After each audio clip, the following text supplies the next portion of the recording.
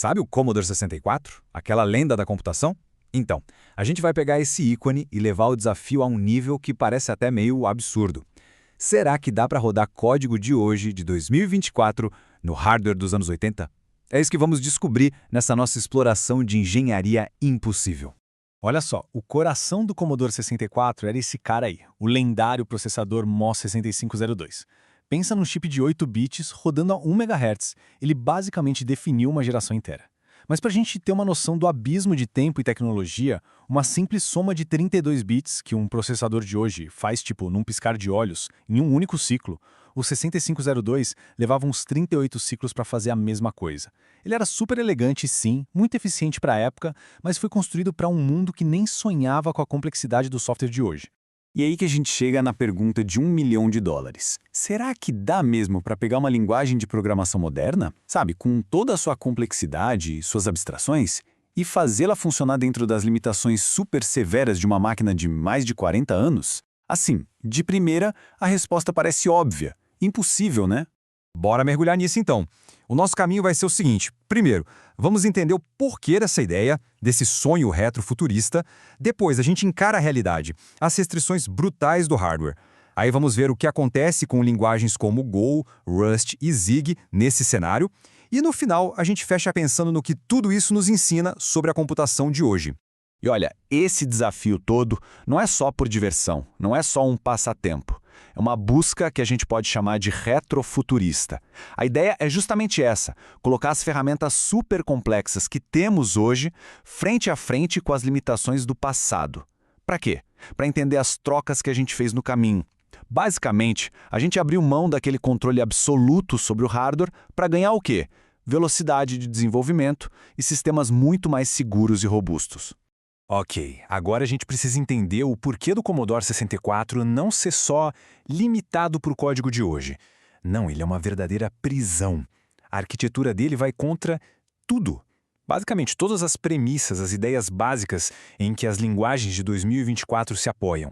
Vamos começar pelo stack de hardware. Pensa nele como a memória de trabalho da CPU, a memória de curtíssimo prazo. No Commodore 64, ele tem 256 bytes. É isso, 256 bytes, fixos num lugarzinho da memória. É menos que um tweet. As linguagens de hoje partem do princípio que esse espaço é gigantesco, quase infinito. Mas aqui ele é minúsculo, e qualquer tentativa de fazer chamadas de função um pouco mais complexas, estoura na hora. O espaço de trabalho da CPU, extremamente apertado. Existem só 3 gavetas para guardar coisas. 3 registradores de 8 bits de uso geral, A, X e Y, só isso. Os compiladores modernos foram feitos para trabalhar com dezenas de registradores. Então, o que eles fazem no 64? Eles ficam desesperados tendo que mover dados o tempo todo para a memória RAM, que é bem mais lenta. Esse processo tem até um nome, spilling, e ele simplesmente destrói a performance.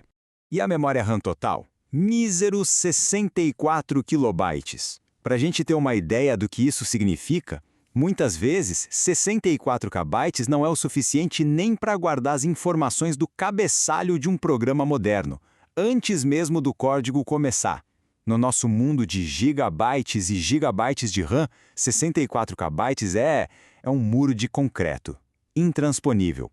Então, o resumo da ópera é o seguinte: junta esses 3 fatores, o stack minúsculo, a falta de registradores e a memória super ilimitada, e o que a gente tem? A gente tem o que podemos chamar de Triângulo das Bermudas do 6502.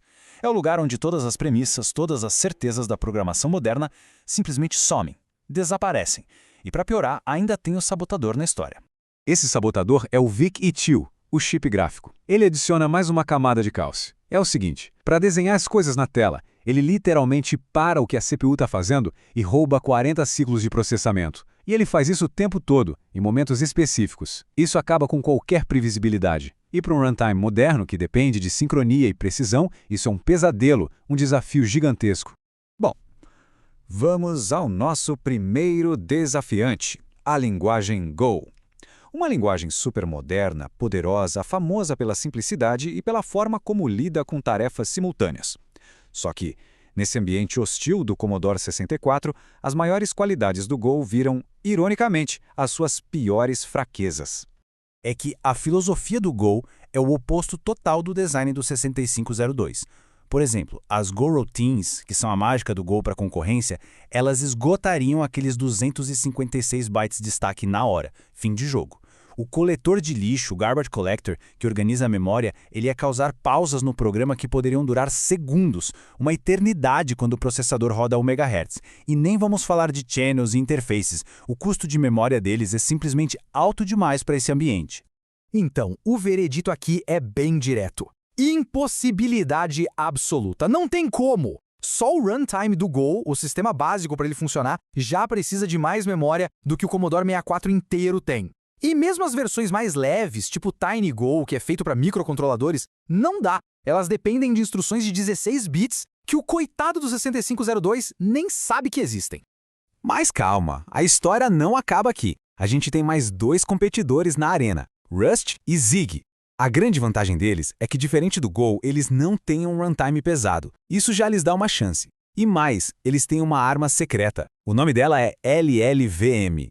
Essa arma secreta é o tal do LLVM-MOS. Pensa assim, o LLVM é uma infraestrutura de compiladores super moderna e poderosa. O que o pessoal do LLVM-MOS fez foi criar uma adaptação, um back-end novo, que ensina o LLVM a falar a língua do 6502. Ele funciona como um tradutor universal, ele pega o código de alto nível, do Rust ou do Zig, e converte para algo que aquele processador antigo consegue finalmente entender. E só para deixar claro, isso não é um projetinho de fim de semana não. Como a gente pode ver nessa imagem de uma apresentação na Euro LLVM, uma conferência super importante, existe um esforço sério, acadêmico, de uma comunidade inteira para construir essa ponte, para tornar o que parecia impossível em algo, bom, possível. Olha o que este desenvolvedor comenta que resume bem o problema. O choque de realidade, o choque cultural entre esses dois mundos da computação é imenso. O compilador precisa dar um jeito de contornar aquele problema do stack de 256 bytes, né? Geralmente ele cria uma pilha falsa via software em outra parte da RAM. Só que essa gambiarra tem um preço. Cada chamada de função fica mais cara, mais lenta. E qual é o resultado final disso tudo? Sim, é possível. Rust e Zig conseguem rodar no Commodore 64, o que por si só já é uma façanha de engenharia incrível. Mas sempre tem um mas. Aquela promessa de abstrações de custo zero que essas linguagens oferecem, bom, no 6502 esse custo existe e é bem real. As garantias de segurança do Rust, por exemplo, acabam gerando um código final bem mais gordo, mais verboso. Resumindo, o código funciona, mas quase nunca vai ser tão rápido ou tão pequeno quanto um programa feito em C otimizado ou, claro, em assembly escrito na mão. Certo. Depois dessa viagem toda de mergulhar nesses detalhes técnicos, fica a pergunta: o que a gente aprende com tudo isso? Ao forçar o futuro a caber dentro do passado, o que fica? Qual é o legado dessa engenharia que parecia impossível? A grande lição, eu acho, é essa aqui. A evolução do software foi uma série de escolhas, foi uma troca consciente. A gente trocou aquela eficiência bruta, aquela perfeição de contar cada ciclo do processador, por produtividade, por camadas e mais camadas de abstração e segurança que hoje nos permitem construir os sistemas gigantescos, complexos e seguros que a gente usa todo santo dia. Isso tudo deixa a gente com uma última pergunta, uma provocação para a gente pensar. Nessa jornada, ao abraçar todas essas abstrações poderosas, o que será que a gente perdeu?